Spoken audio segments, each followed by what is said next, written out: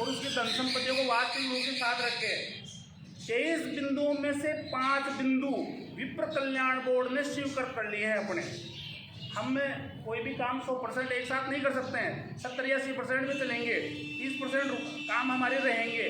हम आज अगर कोई भी काम करें एक साथ तो सारे हो नहीं सकते, लेकिन एक शुरुआत तो हमारी ये अगर 5-6 काम राज्य सरकार मानती है तो हम आभार रैली प्रकट करेंगे सरकार के लिए। हम बीजेपी कांग्रेस भी नहीं करेंगे, हम आभार देंगे भाई आपने 5 तो मानी हमारी शुरुआत तो हो। फिर जो सरकार रिपीट होती है नहीं आती है हम उनसे बात करेंगे, हम चुनाव की बात इसमें नहीं करेंगे। अगर हमारे 5 बिंदु नहीं होते हैं तो हम ध्यान आकर्षण 23 बिंदु की तरफ से रैली करेंगे, लेकिन ये रैली हमारे सहपरिवार होगी।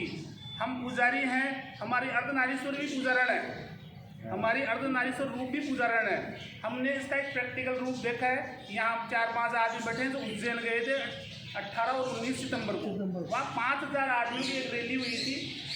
राष्ट्रीय अध्यक्ष आदरणीय महेश जी गुरु जी के सानिध्य में 5000 पुजारी इकट्ठा हुए थे वहाँ पे। राजस्थान के 80 लोग गए थे वहाँ पे। हमने वहाँ ये रूप देखा है। हमारे राष्ट्रीय अध्यक्ष जी स्पष्ट रूप से ये कहते हैं भाई सनातन धर्म में 2 पार्ट है, एक संत और एक महंत। संतों का काम है धर्म कैसे चले, धर्म कैसे आगे बढ़े, और पुजारी का काम है मंदिर की व्यवस्था ही पूजा कैसे हो। आज अगर अपन यूँ बात करें पुराने टाइम में जाके तो अपने मैक्सिमम मंदिर पहले रेवासा पीठ के नीचे आते थे और संतों के मंदिर थे। मैं भी जिस मंदिर से संबंध रखता हूँ वो भी एक संतों का मंदिर है, उसमें मेरी 4थी पीढ़ी ग्रस्त है। फिर उसके बाद में जैसा मेरे को अनुभव हुआ सुना हमने, बहुत से संतों की पीढ़ी पर ग्रस्त पुजारियों की व्यवस्था की गई है। आज लोकतंत्र पीठों का आधिपत्य तो सिर्फ मन से रह गया, सम्मान से रह गया। रेवासा पीठ है, हम सम्मान करते हैं, लेकिन वो आधिपत्य नहीं रहा जिससे 1 घंटे के नीचे सारे पुजारी आ जाए। अब हम लोकतंत्र के हिसाब से आगे बढ़ रहे हैं। ये बैनर है, इसकी ताकत हम लोग हैं, कोई व्यक्ति विशेष इसकी ताकत नहीं है। हमने संगठन को परशुराम जी भगवान को समर्पित किया है। भाई इसके मालिक भगवान परशुराम जी है, कोई मालिक नहीं है। बाकी कार्यकर्ता तो सेवकों के भी सेवक हैं, यानी कार्यकर्ता सबसे ज़्यादा सेवक जो जिस पद पे काम करता है। लेकिन आज हमारी जागरूकता कम है। हमें तो हमारी मीटिंगों में भी अपने परिवार लेना चाहिए, क्योंकि पुजारी मंदिर की व्यवस्था है तो सारी परिवार के हाथ में होती है।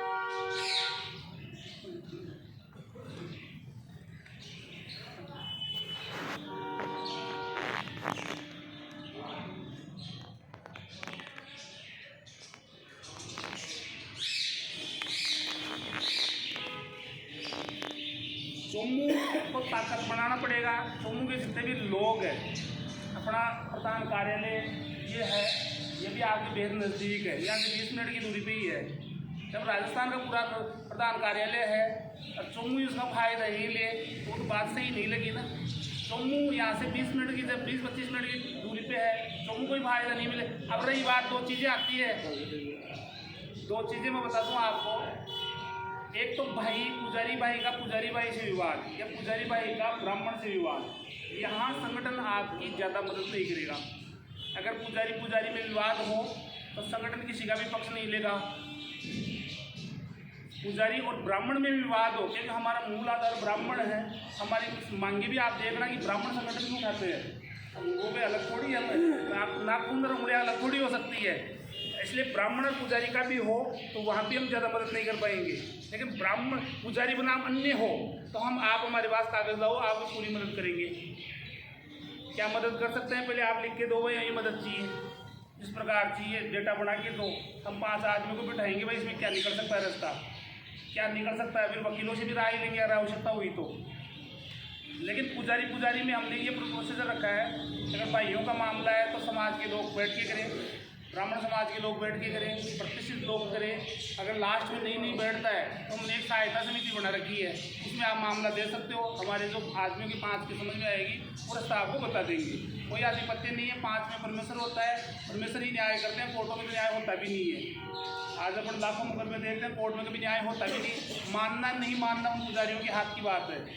दूसरी आती है, एक भाई कोई गरीब पुजारी हो, उसकी वित्तीय स्थितियाँ खराब हो और एक हमारे थोड़े से सहयोग से उसका काम हो सकता हो तो हम उसकी भी मदद के लिए तैयार है। चाहे बच्चों की एजुकेशन हो चाहे शादी हो, लेकिन वो चीज़ तो भाई ये चीज़ ये है। तीसरी आती है अनहोनी।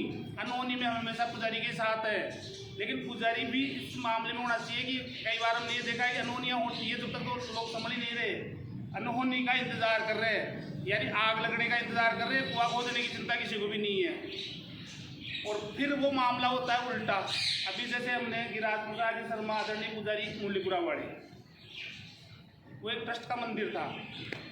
हमने ट्रस्ट के मंदिरों के लिए ये प्रावधान रखाने की वो की है, ट्रस्ट के मंदिर में मुख्य पद पुजारी के पास होना चाहिए 3 पदों में से।